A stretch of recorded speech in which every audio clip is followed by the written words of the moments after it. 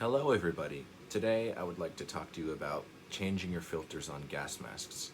So a lot of people think if your filter's running out, you can just screw it off and screw on a new one. Clear the mask and the pressure check and you're all good to go. So before I explain like why that's not a good idea and the many problems with doing that, I'm going to do an example. So here I have my SHM60. Here I have my SHM66MU, or GP5M, or PMG2, whatever.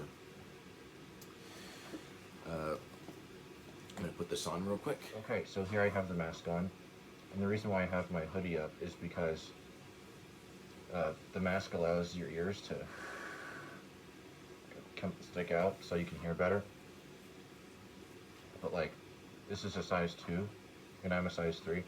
So the mask is actually crushing my face a bit, and it's forcing some of the skin outwards out of the hole, so it makes my head look really, really fat. So that's why I have the hoodie on, so you can't see it, because it's pretty hideous, honestly. So this is what people do. So hold the breath, take off the filter, screw on a new one, clear the mask, pressure check, and you're good to go. So it looks like this.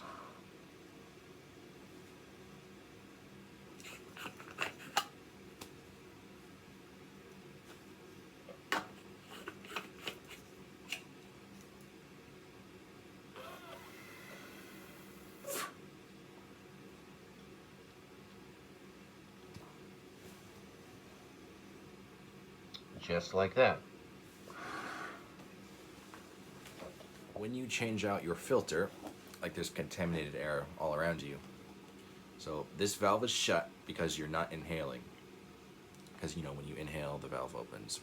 When you exhale, the valve closes.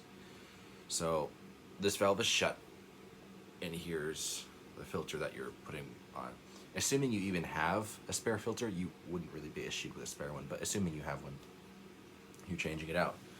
So right here, there's contaminated air all around. So there's contaminated air in this part of the filter and contaminated air in here. So when you do this, screw that on, you've just created a gap in here where contaminated air is trapped. So when you try to clear the mask, that gets the contaminated air out of the face piece, not this little gap, because when you clear the mask, the valve right here closes and the gap is like right here, and the valve there closes. So you cannot clear that gap. So when you inhale whatever gas is in that gap. So if that's nerve agents or some kind of blister agent, that's gonna seriously screw up your lungs. But if it's a chemical agent that takes a little more exposure than just one tiny breath to kill you, then I guess you might survive if it's like chlorine, but it's seriously gonna screw up your lungs if you inhale that much. But yeah. So yeah, just when you do that, you create a gap, and you cannot clear that gap, and you just basically expose yourself to whatever agents are in here if you do that. So yeah, apparently a lot of people haven't figured that out by now. So yeah, I just thought I'd make that video just to let you know. Do not change your filters in the field unless you absolutely have to, but it's a very high risk of losing your life when you do that. So yeah, take the time that this filter will protect you with and get out of the contaminated area as soon as you can. So yeah, thank you for watching. I will see you all later.